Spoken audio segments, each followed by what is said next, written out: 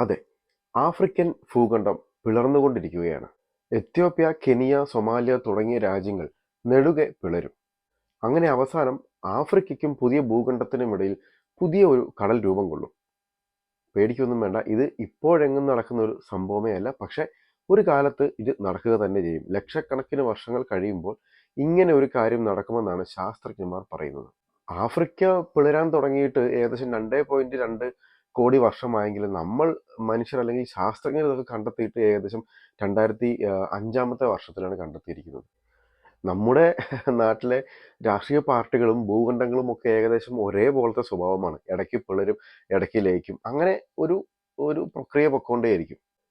ഇങ്ങനെയുള്ള പിളർക്കലും ലയനവും ഒക്കെ നമ്മുടെ ഭൂമിയിൽ നടന്നുകൊണ്ടിരിക്കുന്നത് തന്നെയാണ്. പക്ഷെ നമ്മൾ ഇതൊന്നും കാണുന്നില്ല, അല്ലെങ്കിൽ നമ്മൾ സാധാരണ മനുഷ്യന്മാർ ഇതൊന്നും ശ്രദ്ധിക്കുന്നില്ല, അല്ലെങ്കിൽ അറിയുന്നില്ല. പക്ഷെ ഭൂമിയുടെ എന്തുകൊണ്ടാണ് എന്ന് ചോദിച്ചു കഴിഞ്ഞാൽ, നമ്മുടെ ഭൂമിയുടെ ആയുസ്സിനോട് വെച്ച് നോക്കുമ്പോൾ മനുഷ്യന്മാരുടെ ആയുസ് വെറും വെറും ഒരു കുറച്ച് മാത്രമേ ഉള്ളൂ. ഒരു കടുകുമണിയോളം പോലും കാണത്തില്ല. അപ്പം അതുകൊണ്ട് നമ്മൾ ഇതൊന്നും ഇങ്ങനൊരു കാര്യങ്ങളെ അറിയുന്നില്ല. അപ്പൊ എന്തുകൊണ്ടാണ് ഈ ഭൂഖണ്ഡങ്ങൾ ഇങ്ങനെ പിളർന്ന് യാത്ര ചെയ്ത് മറ്റൊരു സ്ഥലത്തേക്ക് എത്തുന്നത്? അതായത് നമ്മുടെ ഭൂമിയുടെ ടെക്ടോണിക് പ്ലേറ്റുകളുടെ പിളർപ്പുകൾ മൂലവും അല്ലെ അവയുടെ ചലനം മൂലമാണ് ഇങ്ങനെയുള്ള ചില പ്രതിഭാസങ്ങളൊക്കെ നമ്മുടെ ഇവിടെ സംഭവിക്കുന്നത്. അപ്പോൾ ഈ യാത്രയുടെ പ്രകമ്പനമോ അല്ലെങ്കിൽ പ്രതിഫലനമാണ് ഈ അഗ്നിപർവ്വതം പൊട്ടുന്നതും അതുപോലെ തന്നെ നമ്മുടെ ഭൂമി കുലുക്കം എന്നൊക്കെ പറയുന്നത്. ദക്ഷിണാർദ്ധ ഗോളത്തിൽ ആഫ്രിക്കയോട് ചേർന്നതായിരുന്നു നമ്മുടെ ഇന്ത്യയുടെ സ്ഥാനം. അത് ഇപ്പോഴൊന്നുമല്ല കേട്ടോ, ഏകദേശം ഒരു 17.5 കോടി വർഷങ്ങൾക്ക് മുമ്പത്തെ കാര്യമാണ്. അന്ന് നമ്മളെയൊക്കെ അല്ലെങ്കിൽ മനുഷ്യരെ ഇന്ത്യക്കാരനെന്നോ അല്ലെങ്കിൽ ഏഷ്യക്കാരനെന്നോ ചൈനീസുകാരനെന്നോ ആഫ്രിക്കക്കാരനെന്നോ വേർതിരിക്കാൻ ഒരു മനുഷ്യക്കുഞ്ഞു പോലും അവിടെ ഇല്ലായിരുന്നു. അന്ന് രണ്ട് കാലിൽ നടക്കാൻ തുടങ്ങിയ ദിനോസറുകൾ മാത്രമേ ഉണ്ടായിരുന്നുള്ളൂ. ഈ ആധുനിക മനുഷ്യൻ എന്ന് പറയുന്ന ഹോമോസാപ്പിയൻസ് ഏകദേശം ഉണ്ടായിട്ട് സയൻസ് പറയുന്നത് അനുസരിച്ച് ഒരു 3 ലക്ഷം വർഷം അല്ലെങ്കിൽ 4 ലക്ഷം വർഷമൊക്കെ ആയിട്ടുള്ളൂ.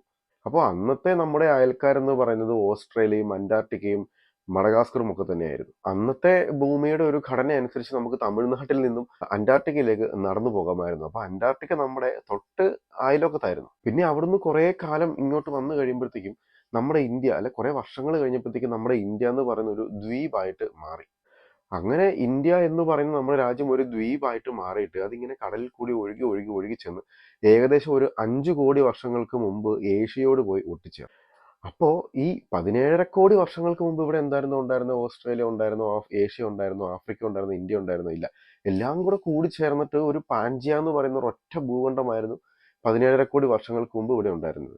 അപ്പൊ അന്നത്തെ നമ്മുടെ സ്ഥാനം ഭൂമധ്യരേഖയ്ക്ക് പാൻജിയയുടെ തെക്കേ അറ്റത്തായിരുന്നു. പാൻജിയയിൽ ഇന്ത്യൻ ഉപഭൂഖണ്ഡം ആഫ്രിക്കയുടെ കിഴക്കേ തീരവുമായി ബന്ധപ്പെട്ട് കിടക്കുകയായിരുന്നു. ഇന്ത്യ എന്ന് പറയുന്നത് ഉപഭൂഖണ്ഡമായ ഗ്വാണ്ടനയുടെ ഒരു ഭാഗമായിരുന്നു. അപ്പോൾ ഈ മഡഗാസ്കർ എന്ന് പറയുന്നത് ഇന്ത്യയുമായിട്ട് ഒട്ടിച്ചേർന്ന് കേരളത്തിനോട് ചേർന്ന് കിടക്കുന്ന ഒരു നിലയിലുമായിരുന്നു അന്നുണ്ടായിരുന്നത്. അപ്പോൾ 10 കോടി വർഷങ്ങൾക്ക് മുമ്പ് നമ്മുടെ ഇന്ത്യയുടെ അയൽക്കാരെന്ന് പറയുന്നത് ചൈന ആയിരുന്നില്ല.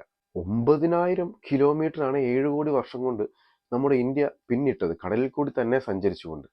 ആഫ്രിക്ക പിളരുന്നത് വർഷത്തിൽ 1 ഇഞ്ചാണെങ്കിൽ ഇന്ത്യ സഞ്ചരിച്ചത് ഒരു വർഷത്തിൽ 7.87 ഇഞ്ചാണ്. പിന്നീട് ലക്ഷക്കണക്കിന് വർഷങ്ങൾ നീണ്ട യാത്രക്കൊടുവിൽ ഇന്ത്യൻ ഉപഭൂഖണ്ഡം ഗ്വാണ്ടനോയിൽ നിന്നും പിരിഞ്ഞിട്ട് വടക്കോട്ട് നീങ്ങാൻ തുടങ്ങി. അവസാനം ഇന്ത്യൻ ഉപഭൂഖണ്ഡം വന്നിട്ട് ഏഷ്യയുമായിട്ട് കൂട്ടിയിടിക്കുകയും ഹിമാലയം രൂപപ്പെടുകയും ചെയ്തു. ഇന്നത്തെ ചൈനയും അർജന്റീനയും പാൻജിയയുടെ കാലത്ത് അയൽവക്കക്കാരായിരുന്നു. അപ്പോൾ ഈ പിളർന്നുകൊണ്ടിരിക്കുന്ന ആഫ്രിക്കയുടെ ഭൂഖണ്ഡം കുറേ വർഷങ്ങളിൽ കോടി വർഷങ്ങൾ കഴിഞ്ഞ് കഴിയുമ്പോൾ അത് ഒഴുകി നീങ്ങി ഗുജറാത്തിൽ വന്ന് ചേർന്നിട്ട് അത് ഒരുപക്ഷെ ഏഷ്യൻ ഭൂഖണ്ഡത്തിന്റെ ഭാഗമായി തീരും എന്നാണ്. അങ്ങനെ ബാക്കി അവശേഷിക്കുന്ന ആഫ്രിക്ക യൂറോപ്പിലേക്ക് ഇടിച്ചു കയറും.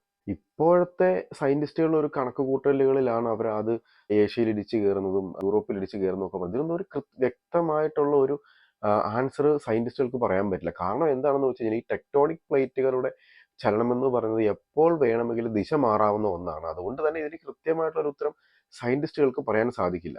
നമ്മുടെ ഭൂമിക്ക് ഏകദേശം 454 കോടി വർഷങ്ങൾ പഴക്കമുണ്ടെന്നാണ് പറയപ്പെടുന്നത്.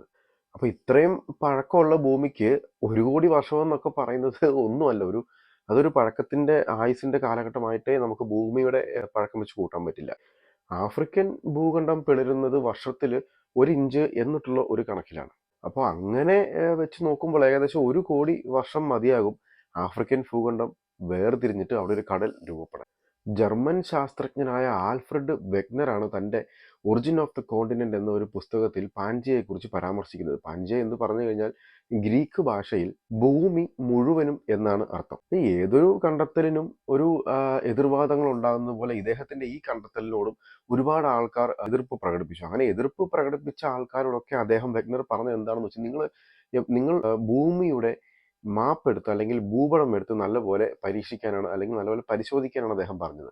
അതായത് കീറിയ കടലാസുകൾ വീണ്ടും നിങ്ങൾ കോർത്ത് വെച്ച് നോക്കൂ. ആ കീറിയ ഓരോ കടലാസുകളും ഓരോ ഭൂഖണ്ഡങ്ങളായിട്ട് ചേർത്ത് വയ്ക്കാനാണ് അദ്ദേഹം അവരോട് ആവശ്യപ്പെട്ടത്. അപ്പോൾ അങ്ങനെ നോക്കുമ്പോൾ ദക്ഷിണ അമേരിക്കയും ആഫ്രിക്കയും വളരെ ഈസി ആയിട്ട് ചേർത്ത് വയ്ക്കാൻ സാധിക്കും. അങ്ങനെ അത് തമ്മിൽ ചേരുന്നുണ്ടെങ്കിൽ ഒരു കാലത്ത് ഇവ ഒരേ ഭാഗമായിരുന്നു എന്ന് വേണം കണക്ക് കൂട്ടാൻ. അതുപോലെ തന്നെ ഒരേ വർഗത്തിൽപ്പെട്ട ജീവികളുടെ ഫോസിലുകൾ ഈ രണ്ട് വൻകരകളിലും കണ്ടെത്തിയിട്ടുണ്ട്. അതും ഒരു വലിയ തെളിവാണ്. ഇനി ഇവർ പറയുന്നത് ശരിയാണ്, അതായത് പാൻജിയ എന്നുള്ളൊരു കോൺസെപ്റ്റ് ഇല്ല, പല ഭൂഖണ്ഡങ്ങളും ഇതുപോലെ തന്നെയാണ് ഇരുന്നതെങ്കിൽ അന്നത്തെ കാലത്ത് എങ്ങനെയാണ് ഈ ജീവികൾ ഇത്രയും ദൂരം സമുദ്രം നീന്തി കടന്ന് ഓരോരോ വൻകളിൽ എത്തിപ്പെട്ടത് എന്ന് ഉള്ളൊരു ചോദ്യം അദ്ദേഹം മറ്റുള്ള സയന്റിസ്റ്റുകളോട് ചോദിച്ചു. ലൈസ്ട്രോസോറസിന്റെ ഫോസിലുകൾ ഇന്ത്യയിലും അന്റാർട്ടിക്ക, ദക്ഷിണാഫ്രിക്ക എന്നീ സ്ഥലങ്ങളിൽ കണ്ടെത്തിയിട്ടുണ്ട്. അതുപോലെ തന്നെ മൃഗങ്ങളുടെ കാര്യത്തിൽ മാത്രമല്ല, പാറകളുടെ കാര്യത്തിലും മണ്ണുകളുടെ കാര്യത്തിലും ഇതേ സാമ്യം അദ്ദേഹത്തിന് കണ്ടെത്താൻ കഴിയും. പക്ഷെ ഇത്രയൊക്കെ കാര്യങ്ങളും തെളിവുകളും വെഗ്നർ നിരത്തിയിട്ടും അന്നത്തെ ഗവേഷകർ ഇതെല്ലാം തള്ളിക്കളയുകയാണ് ഉണ്ടായത്. കാരണം എന്താണെന്ന് വെച്ച് കഴിഞ്ഞാൽ, ഈ ഭൂഖണ്ഡങ്ങൾ എങ്ങനെ അകലുന്നു, എങ്ങനെയാണ് വൻകരകൾ അകന്നത് എന്നുള്ള ഒരു വിശദീകരണം കൊടുക്കുവാൻ ഈ വെഗ്നർക്ക് ഒരിക്കലും സാധിച്ചില്ലായിരുന്നു. ഈ ഭൂഖണ്ഡങ്ങളുടെ ചലനത്തെക്കുറിച്ചുള്ള സിദ്ധാന്തങ്ങൾക്ക് ഏകദേശം 2 നൂറ്റാണ്ട് പഴക്കമുണ്ട്. പക്ഷെ ചില ശാസ്ത്രജ്ഞർ അതൊന്നും അംഗീകരിച്ചു കൊടുത്തിട്ടുണ്ടായിരുന്നില്ല. പക്ഷേ 1960കളിലാണ് ടെക്ടോണിക് പ്ലേറ്റുകളുടെ ചലനത്തെക്കുറിച്ച് ഗവേഷകർ അംഗീകരിക്കാൻ തുടങ്ങിയത്. ഇന്നത്തെ കാലത്ത് ഈ ടെക്ടോണിക് പ്ലേറ്റുകളുടെ ചെറിയ ചലനം പോലും നമുക്ക് ഉപഗ്രഹങ്ങൾ വഴി അല്ലെങ്കിൽ സാറ്റലൈറ്റുകൾ വഴി തിരിച്ചറിയാൻ സാധിക്കുന്നുണ്ട്. പാൻജിയ ഒരുപക്ഷെ ഇന്നുണ്ടായിരുന്നെങ്കിൽ നമുക്ക് ട്രെയിനിലോ ബസ്സിലോ കാറിലോ ഒക്കെ ഈ ലോകം മുഴുവൻ സഞ്ചരിക്കാമായിരുന്നു. പാൻജിയ പിളർന്നില്ലായിരുന്നെങ്കിൽ ഇന്ത്യ അന്റാർട്ടിക്ക് സമീപമായിരിക്കും. പാൻജിയയുടെ മധ്യഭാഗത്ത് മഴക്കാടുകളാകും, പിന്നെ വലിയ മരുഭൂമികളും. അപ്പോൾ അങ്ങനെ നോക്കുമ്പോൾ റഷ്യ എന്ന് പറയുന്നത് ഭയങ്കര ചൂടുള്ള ഒരു രാജ്യമാകും. ഏറ്റവും പ്രധാനമെന്ന് പറയുന്നത് പല രാജ്യക്കാർക്കും ഒരുപാട് അയൽവക്ക രാജ്യങ്ങളെ കിട്ടും എന്നുള്ളതാണ്. യാത്രാ ചെലവുകൾ കുറയും, പല രാജ്യങ്ങൾക്ക് സ്വന്തമായിട്ട് കടൽ തീരങ്ങൾ ഇല്ലാതെ വരും.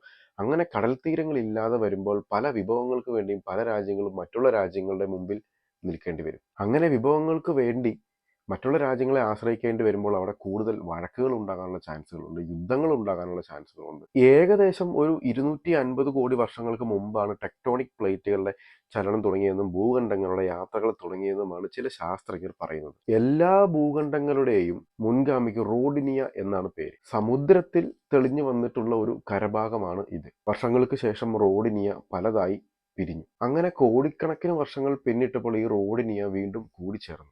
അങ്ങനെ പാൻജിയ എന്നുള്ള ഒരു ഇത് യാഥാർത്ഥ്യമായി. 20 കോടി വർഷങ്ങൾക്ക് മുമ്പാണ് ഈ പാൻജിയ എന്ന് പറയുന്നത് പല പല ഭൂഖണ്ഡങ്ങളായിട്ട് വേർതിരിഞ്ഞിരിക്കുന്നത്. കണക്കുകൾ പ്രകാരം 25 കോടി വർഷങ്ങൾ കഴിഞ്ഞു കഴിയുമ്പോൾ വീണ്ടും ഇവയെല്ലാം ഒന്നിച്ചുകൂടി ഒരു ഭൂഖണ്ഡമാകും എന്നാണ്. അതിന്റെ പേര് പാൻജിയ അൾട്ടിമ എന്നായിരിക്കും. പസഫിക് സമുദ്രത്തിന്റെ അടിയിൽ ഒരു ഭൂഖണ്ഡം ഒളിഞ്ഞിരിപ്പുണ്ട്.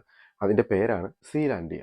ദക്ഷിണ പസഫിക്കിൽ ജലത്തിന്റെ ഉപരിതലത്തിൽ നിന്ന് ഏകദേശം 3500 അടി താഴ്ചയിലാണ് ഈ സീലാൻഡിയയുടെ. 8ാമത്തെ ഭൂഖണ്ഡമായി ഈ സീലാൻഡിയയ്ക്ക് അംഗീകാരം ലഭിച്ചിട്ടില്ല എങ്കിലും 52 ലക്ഷം ചതുരശ്ര കിലോമീറ്ററാണ് ഇതിന്റെ വിസ്തീർണം എന്ന് പറയുന്നത്. അപ്പോൾ ഈ ആകൃതിയുടെ ആകെ വിസ്തീർണത്തിന്റെ 6% മാത്രമാണ് സമുദ്രത്തിന് മുകളിൽ പ്രത്യക്ഷപ്പെട്ടിട്ടുള്ളത്. ഈ പസഫിക് സമുദ്രത്തിന്റെ ശരാശരി ആഴമെന്ന് പറയുന്നത് ഏകദേശം 13,000 അടിയാണ്. അപ്പോൾ അതുകൊണ്ടാണ് ശരാശരി 3500 അടിക്ക് താഴെയുള്ള ഉപരിതലത്തിൽ നിന്നും 3500 അടിക്ക് താഴെയുള്ള ഈ ഒരു ഭൂഖണ്ഡത്തെ ഭൂഖണ്ഡമായി കാണണമെന്നും കണക്ക് കൂട്ടണമെന്നും ചിലർ പറയുന്നത്.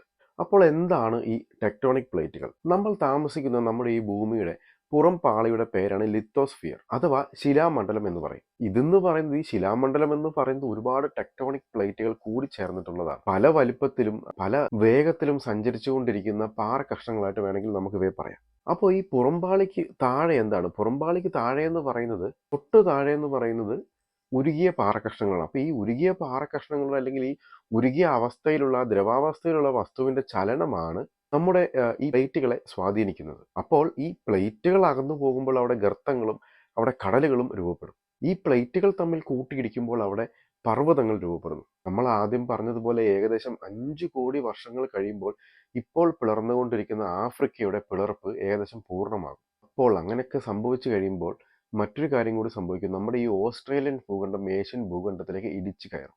അങ്ങനെ 22.5 കോടി വർഷങ്ങൾ കഴിയുമ്പോൾ ഈ ഭൂഖണ്ഡങ്ങളെല്ലാം വീണ്ടും ഒന്നു ചേരും.